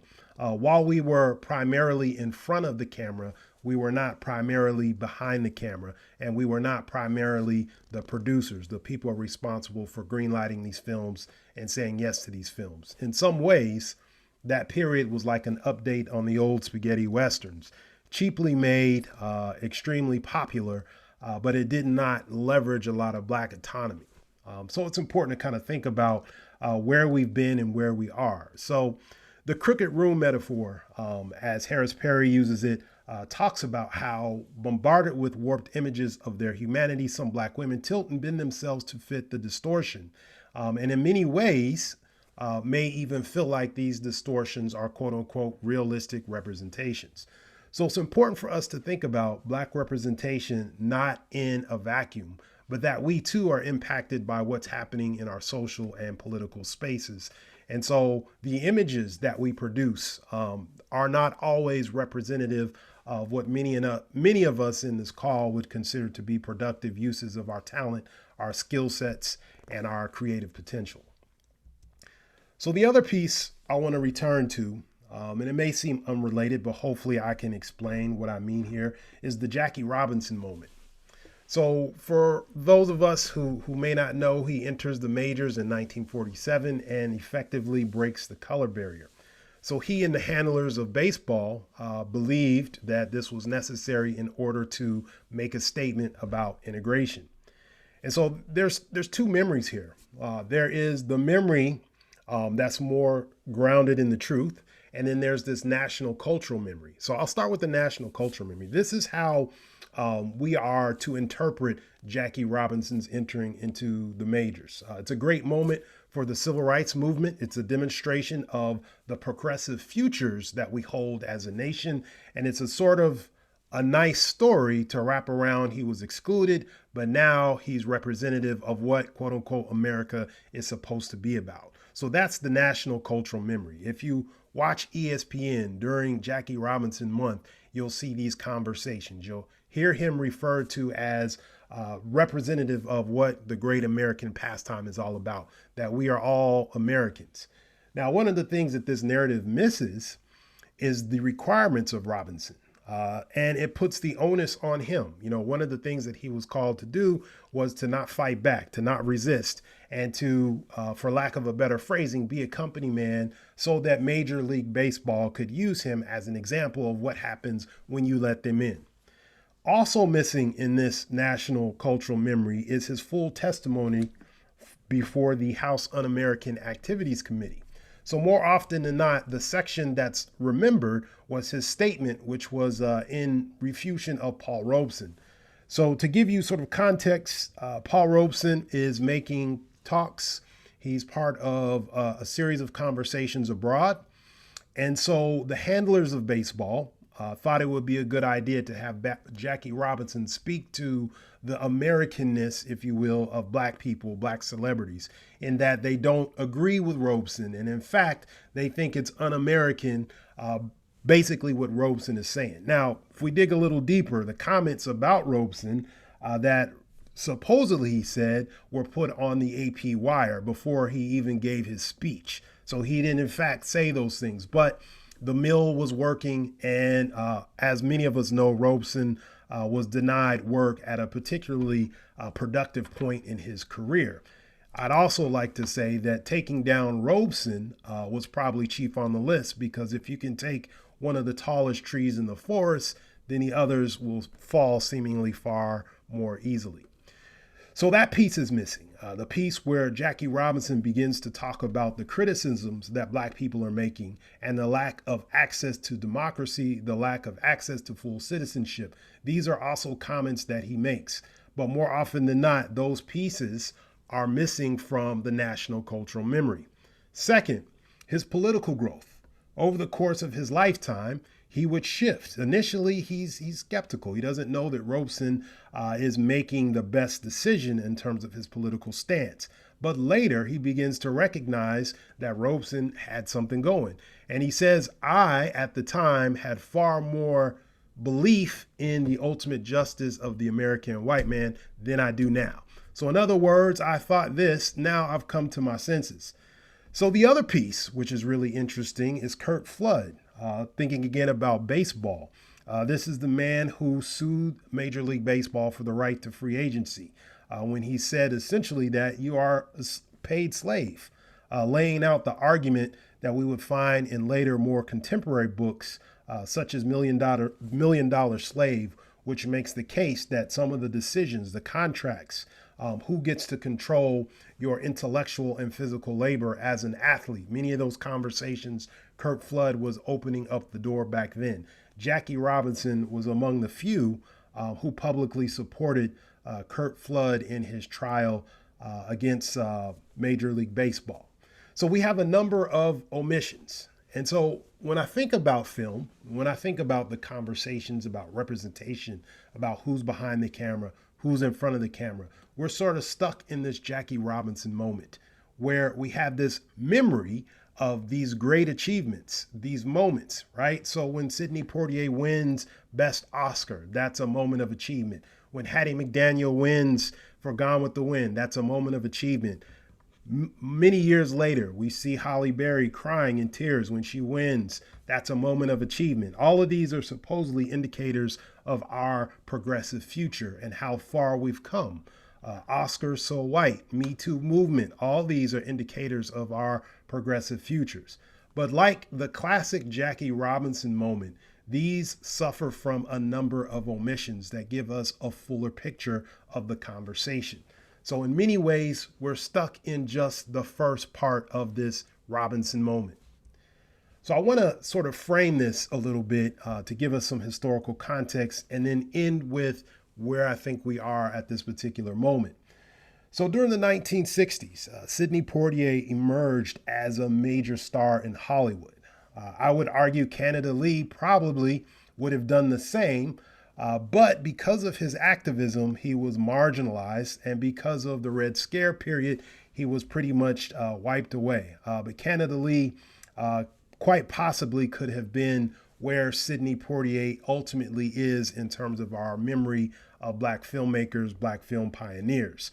And perhaps just to give a little bit of an argument, we can think about this in the same way that we think about perhaps Denzel and Howard Rowling Jr. Howard Rowling Jr. of Officer and a Gentleman fame, who had some personal issues, personal demons, did not arrive as the statesman of Hollywood. But in many people's eyes, his talent had him in the direction of being someone who would be regarded the same way Denzel Washington is today.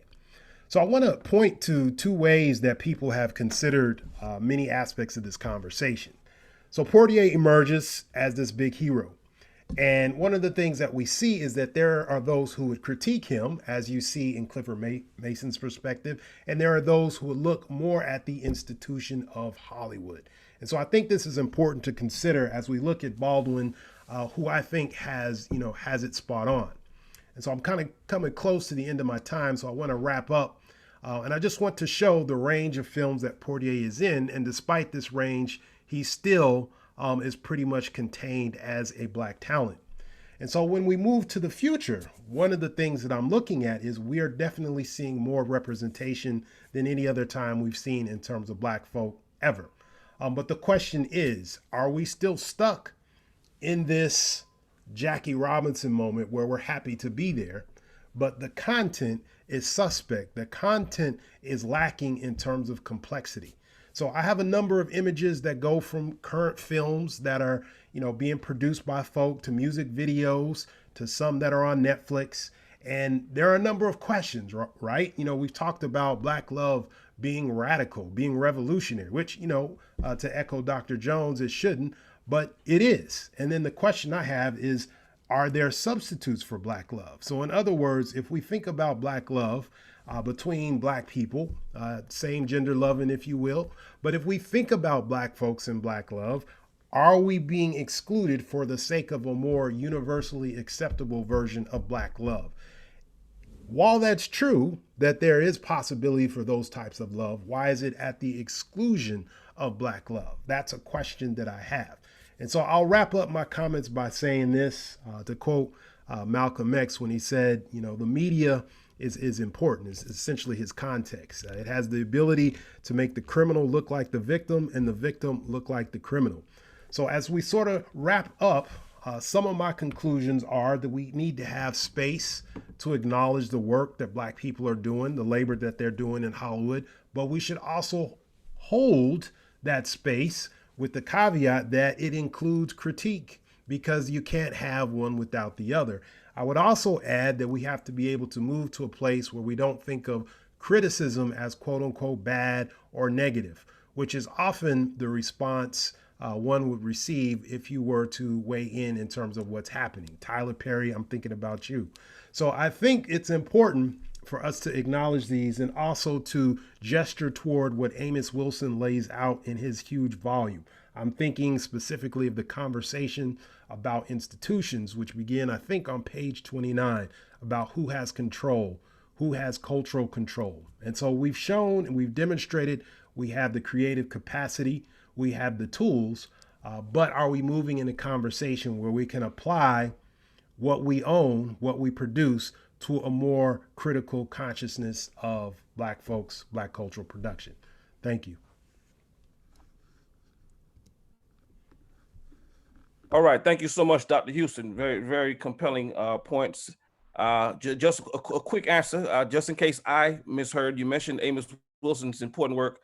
Did I miss you mention the title Blueprint for Black Power? Is that yes? Amos okay, Wilson's good. Blueprint for Black Power. Just wanted to make sure that we got that in, so the audience could follow up with your comment and do a Google search if they're not familiar with the book. And as I did with the other presenters, I listened very carefully, and I was really intrigued by the way that you connected the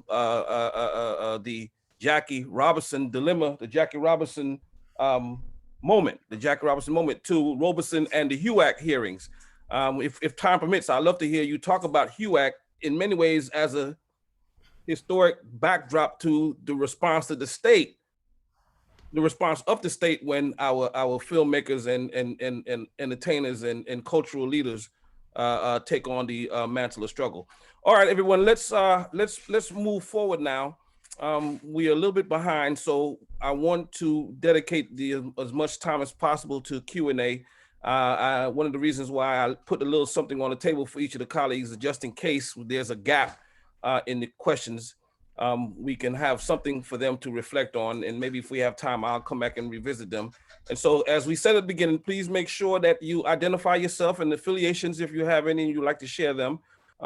We consider this, I appreciate the brother's reference, Dr. Houston's reference to our village. We certainly want our conversations to be very intimate and connected and grounded. And so please identify yourselves and let us know who you are as we get to know you and you get to know us. And then also, please keep your questions as sharp and focused as possible. Please refrain from long comments just because we want to give everybody an opportunity to ask a question or make a very, very brief comment. So please, sharp and short questions, and let's not have extended commentary as a precursor to our question.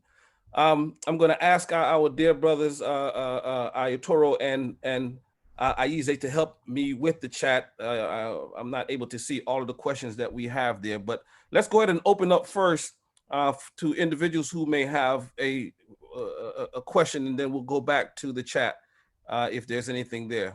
Anyone want to start us off? And please use the hand raising feature if you can, so that we can have some order. Dr. Young, you do have 2 questions in the chat if you wanted to. Yes, let's go ahead so we're not delaying. Can any of the brothers help me with those questions? I don't see exactly what they are. Peace. I can jump in and say it because I wrote them in the chat. Thank you. First of all, wonderful job to the brothers and sisters. KMT and Aset, it's an incredible program. I just wanted to briefly ask the panel's thoughts on Julie Dash and Arthur Jaffa's work with Daughters of the Dust, and then the echo that's happening now from everything from Beyonce videos to other things. How does that work play into the conversations in terms of politics? Respect to that question. I don't want to truncate it, but let's ask for maybe 2 as opposed to 4 of us to respond to that. And maybe we can come back to it if someone is still feeling a burning sensation to answer it.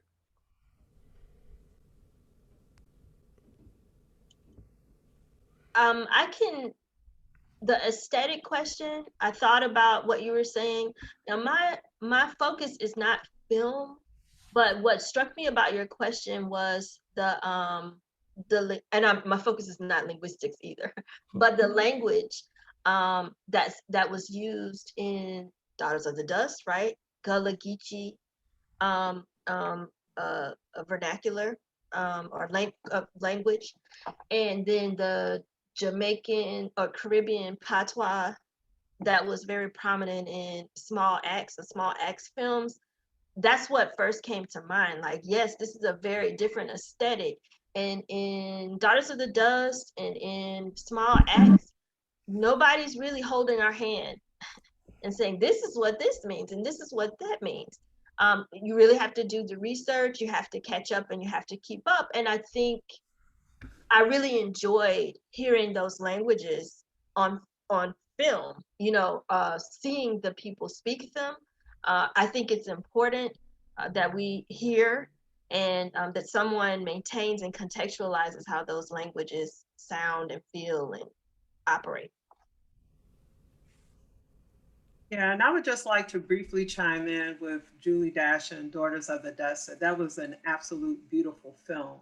And I think in Daughters of the Dust, for the first time, that they really captured the variety of beauty in African women. Just the way that it was framed, the shots that she did, even the location. And what was groundbreaking about that film is that she showed the complexities that went into being an African woman. Even though you may have had some stereotypes, she dove deep into those stereotypes, like Yellow Mary, to see what was driving her, what was going on. And I think that was really the first time in a long time that we were treated to something like that. And I will argue that we really haven't seen the camera-loving Black women in that way since. Yeah, that's just a powerful film, and I'm very happy that it was raised in the context of this discussion. All right, let's move on to the next question. And again, if others want to revisit that question, please do so. But let's see if we can get other questions in as we get closer and closer to wrapping up. Is there another question? No? Yes, I'll come off mute here real quickly. Okay. This is Dr. Houston. 2 affiliations, one, the Executive Leadership Council for the last 10 years out of DC, and the other for the last 20 years, the Center for Creative Leadership in Greensboro, North Carolina. Welcome, Dr. Houston. Thank you. And really just an excellent job for all the speakers. I wish I had time to ask questions of each of them, which I do have questions, but my big question is around the political connections.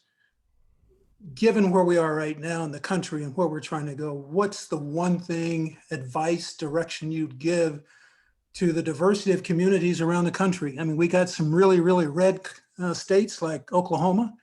We got some mixed, I call them purple states, that are a little black and a little white and mixed up. But what do you say in this political environment to go from the chaos that we've experienced for the last 4 years and beyond to something that is a little more community driven, outcome driven, change driven? I hope that makes sense. Yes, and Dr. Houston, please don't hesitate to place those other questions in the chat. I'm sure that our guests will see them if they're directed specifically towards them. Dr. Jones, would you like to take that? If I may, greetings to you, Dr. Houston. You know, part of the realization has to be, I don't want to sound too harsh this evening, but you know, part of the realization has to be you have to recognize that you are at war, right? And that everyone has different perspectives on what is right and what is good and what is honorable. We come from a tradition that we know that we have always tried to make our way plain in a context of white supremacy. Even one of our more famous MCs, I'm looking at you, Yafeyu, our more famous MCs, right? He said, even if it's jazz or the Quiet Storm, I'll hook a beat up and convert it into a hip hop form. I got to take what's out there and make it into something that I know how to deal with. Even I write a rhyme in graffiti and I'm going to put what's out there in the world in my own language, write a rhyme in graffiti in every show you see me in. Deep concentration, because I ain't no comedian. That's what I'm talking. So essentially, we know that film and media has a certain amount of power involved with it, right? And so what we have to do going forward as we approach a post-Trump America, hopefully, right? What we have to do is try to make sure that our art is fulfilling our needs, right?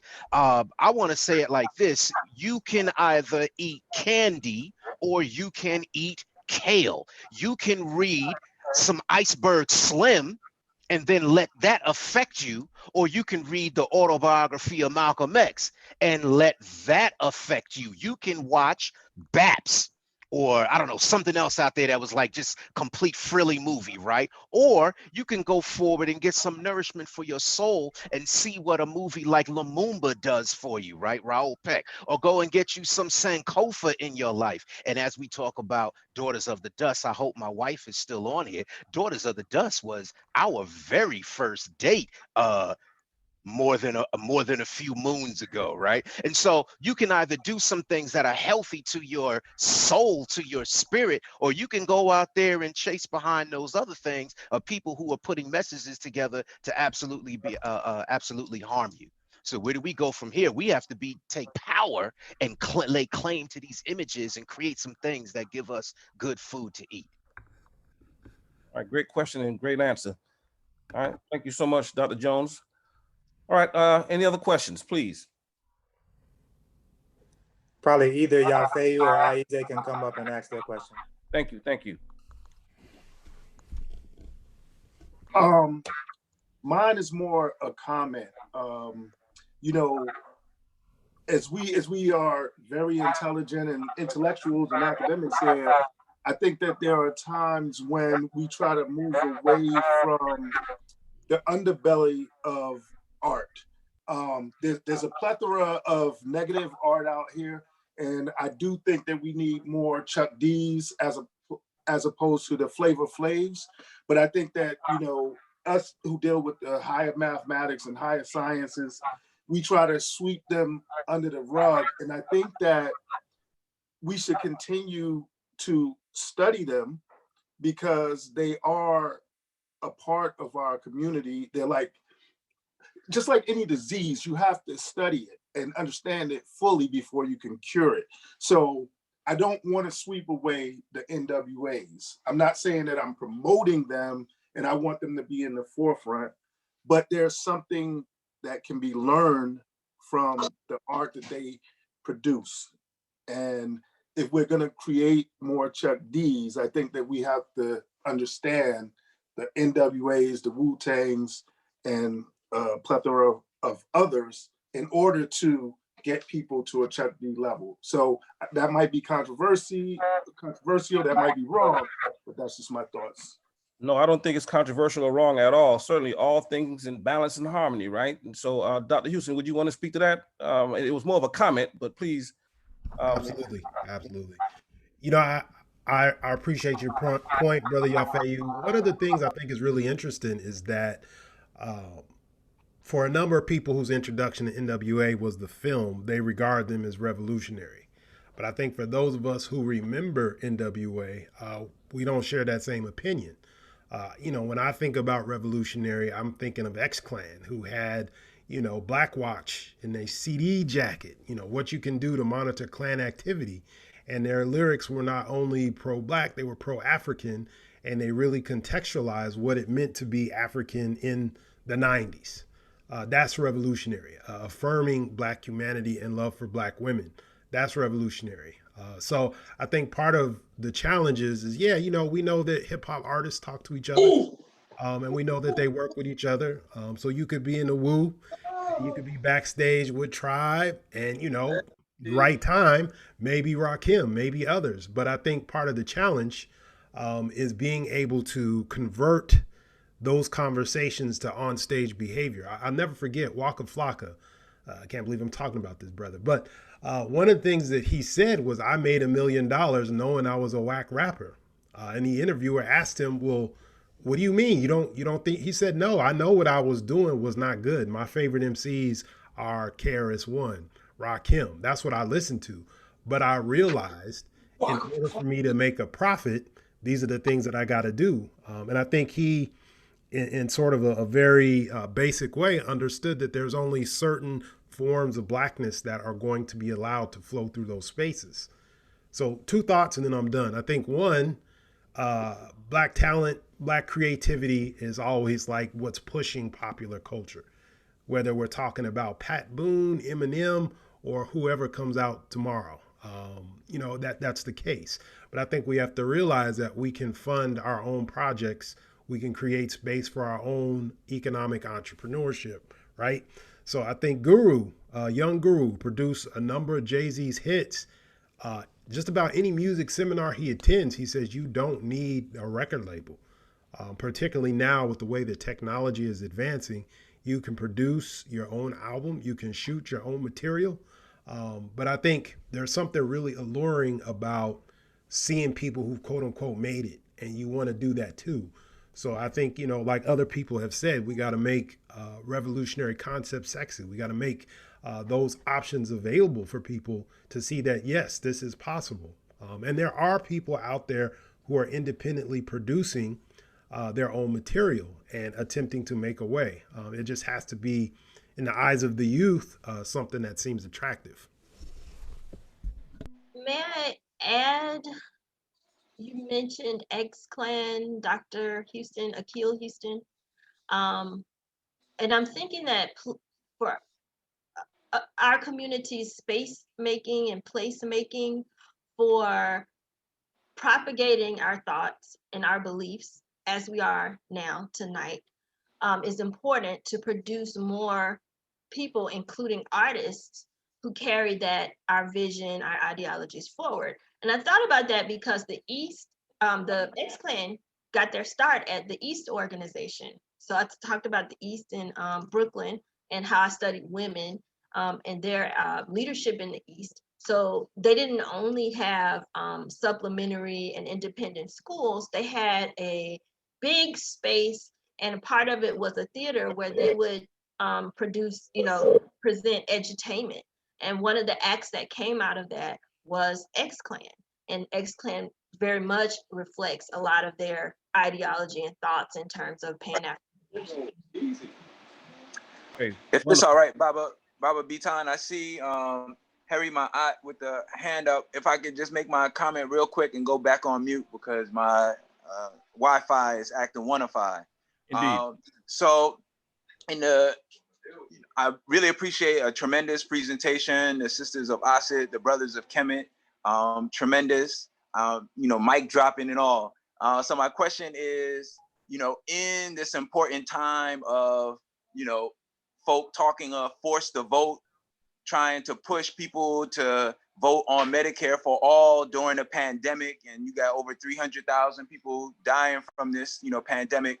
Are we able to use movies like, The Spook Who Sat by the Door or something else to go ahead and mobilize folk in these critical times, particularly, for those folk who are there in Georgia with this runoff that's happening right now?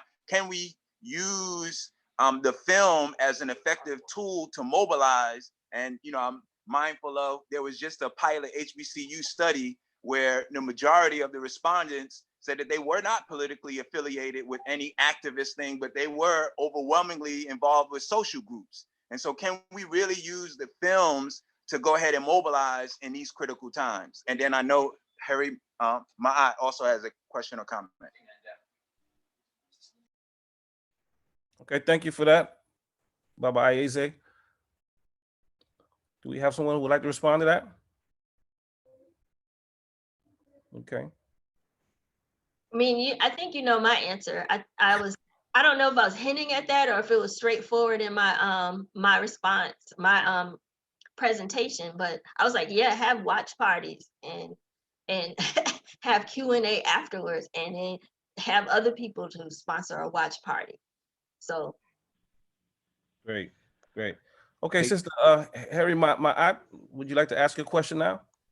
Yes, thank you. This is similar, it's related actually to what Brother Ize was talking about. And my question is about how we respond to this use of stereotypes and these tropes in the media as political warfare against people of African descent, as we've always done, have social movement to shift society in our interests, which ends up in benefiting the liberation of other people as well. So if we're talking about, we could be talking about Vice President elect Kamala Harris and representations of her. We could talk about the use of Reverend Wright previously, a brilliant scholar and minister of our tradition who was misportrayed and then used as a weapon in the 2008 run and is now being used in the Georgia runoff. We could talk about the representations of Michelle Obama during the campaign season and what they had to do strategically to shift that. I mean, there is a warfare that goes on. We could talk about Sister Sherrod and how she was pushed out of the USDA. There's political warfare that's done using these media images. So as people of African descent who want to influence our people through social movement of liberation, what do we do to counter that in the middle of such moments? Could I jump in, Brother Kurt, Brother Baton? Absolutely. For my money, I thank Sister Harry Ma'at for Harry Ma'at. That's a smooth name for your comment there. Part of what we know, right, is that stereotypical messages are used by this power structure to hide, to shift the conversation and hide their desire to keep and maintain their power structure, their base of power, right?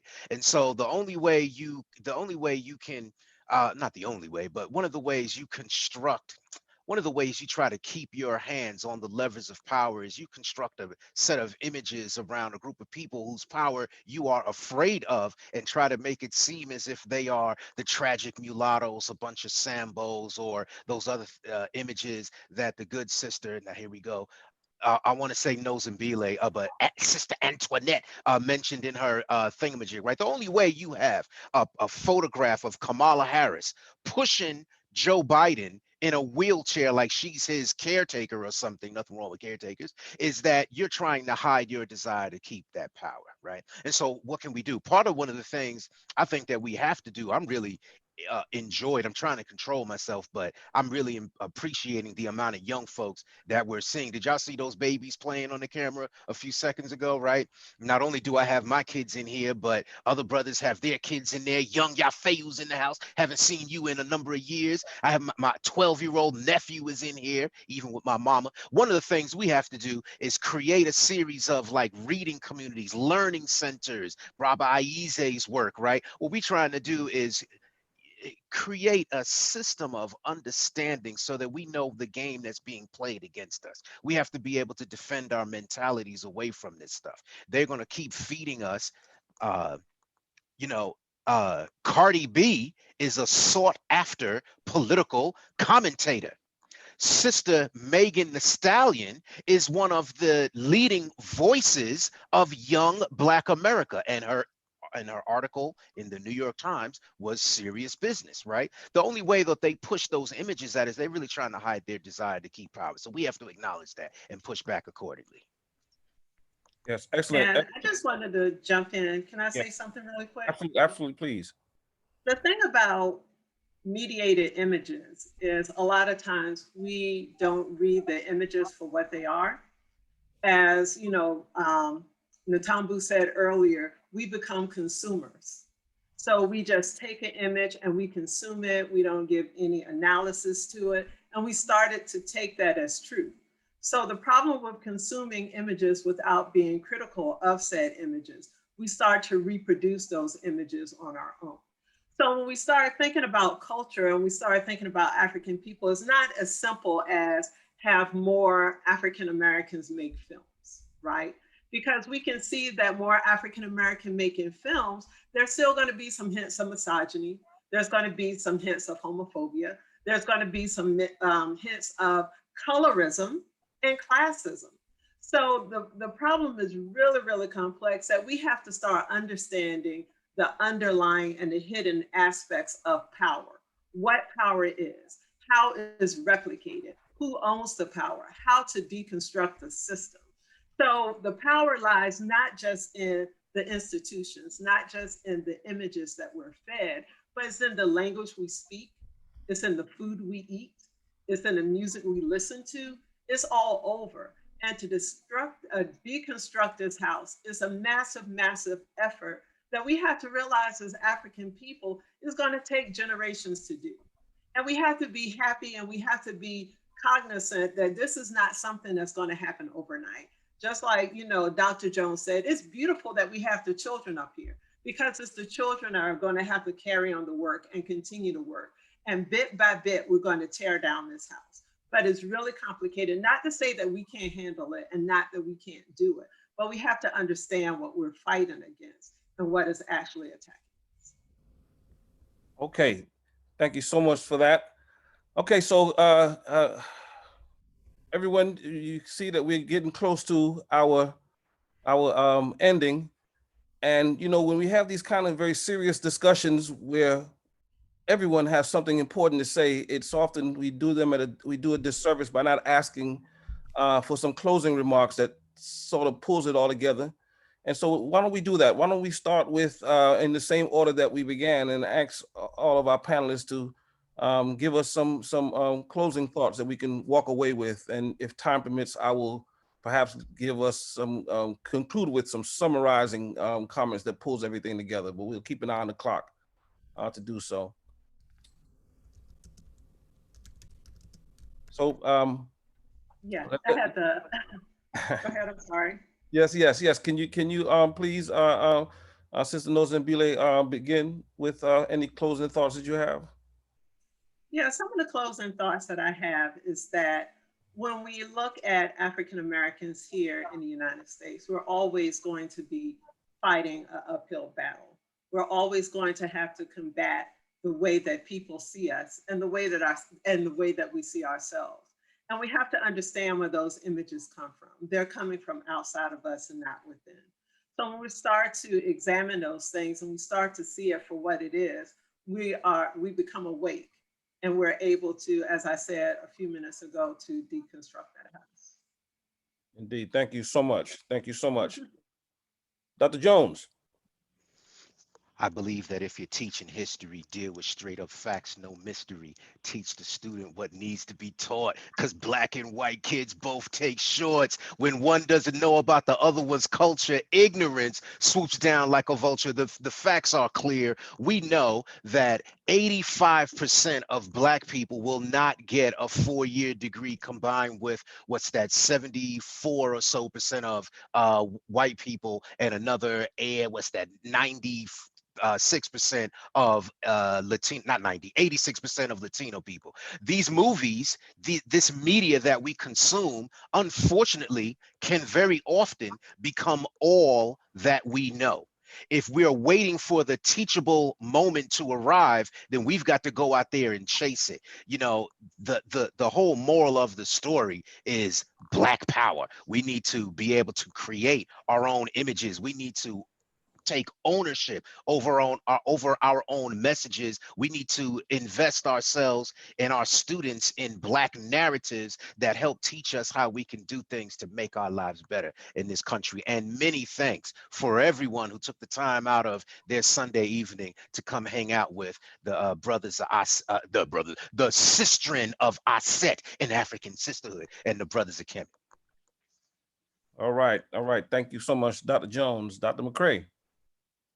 I agree wholeheartedly. I think now, even though during the Obama years, a lot of people wanted to claim that we were in a post-racial state of affairs, but that backlash of the last 4 years showed us that we have to work on many different levels. And so while we are, seeing representation in the White House, say for instance, I think also still need to keep what Russell Bickford talked about, our parallel institutions, right? That even though the critique of Black nationalism is it doesn't fully challenge the dominant power structures that we have to deal with, is still important.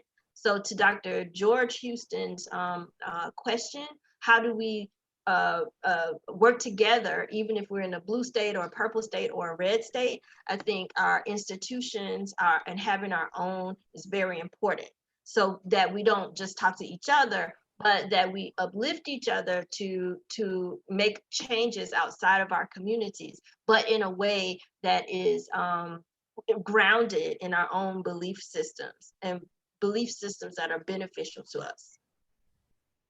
Right. All right. Thank you so much, Dr. McCray.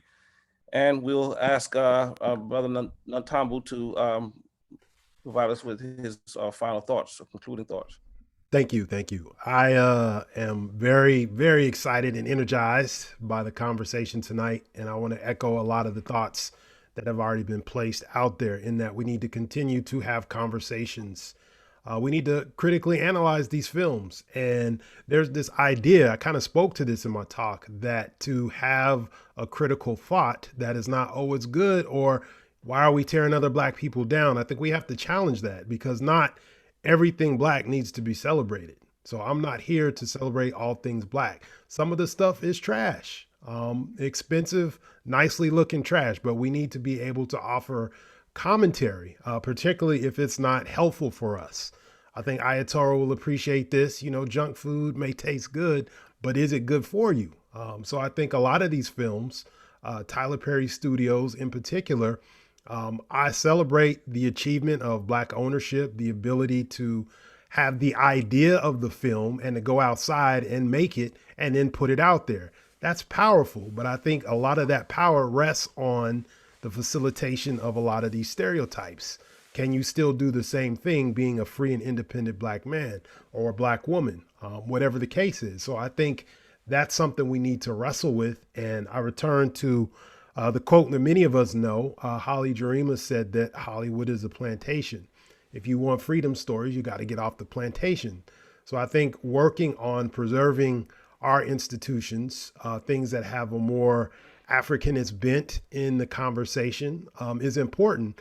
And then lastly, the idea that somehow because films are entertaining, that they're not also socializing us into particular norms. So before we even get to have conversations about Pan-Africanism or critical thoughts, there's always this notion of what that is before we even enter the room. And that's by design. So I think having conversations like this, being able to talk with and to each other, and really challenging the idea that somehow offering criticism is a diss, because that's something else that comes up, right? If you speak out against Cardi B, or if you speak out against Beyonce, then you're hating on that person and you're tearing them down, but not realizing that the goal, African liberation, is bigger than any individual. So, even though it's important that your message is getting out there, it's also important that we are able to critique, the context of that message and the implications of how it may be delivered. Thank you so much. No, thank you so much. And everyone, please join me in giving a round of applause to all of our presenters. I guess you can use the clap feature in Zoom as well. More. Indeed. So what you heard, everyone, is again the first of what will be a number of upcoming discussions. I noticed in the chat we're already having some names being suggested for future discussions, and so that's a beautiful thing, because what it represents in many ways is that there's buy-in, and there's a kind of feeling that we're working on something here that will certainly grow and be meaningful to many of us. Listening to the comments, it seems to me that one of the it reminds me of one of the important quotes of our dear ancestor and revolutionary Amilcar Cabral, who said, "Tell no lies, claim no easy victories." And certainly we talk about the beauty of our struggle and our production, be they artistic and cultural or political, and whatever the case may be. But we also must be critical and raise those difficult questions, because the young people have to learn from those questions and their own answers to the questions that we and they themselves would raise. So I'm going to stop there. I'm going to pause for a second and just ask any of the brothers of Kemet if there are any lingering items that I failed to mention, as we still have the attention of the audience. Anyone, please? Anything that I missed? All right, so I'll take that as a thumbs up, as I see Dr. Jones communicating. There's a thumbs up that we've done a great job, and I want to say thank you again. We want to say thank you again to our presenters, and we'll say to everyone here, please look for us in future communications. We'll try to be a bit more careful in getting our announcements out a little bit earlier, because we know that's always very, very important. And my last comment to the panelists, as I shared, I had some thoughts that each of your presentations triggered, and I will share them with each of you offline in perhaps an email or something or another, so that we can continue to have the dialogue. Thanks again, everyone, and we will see you soon. Please look to hear from us very soon. Take care. Thank you. Thank you. It was wonderful. Thank you. Y'all.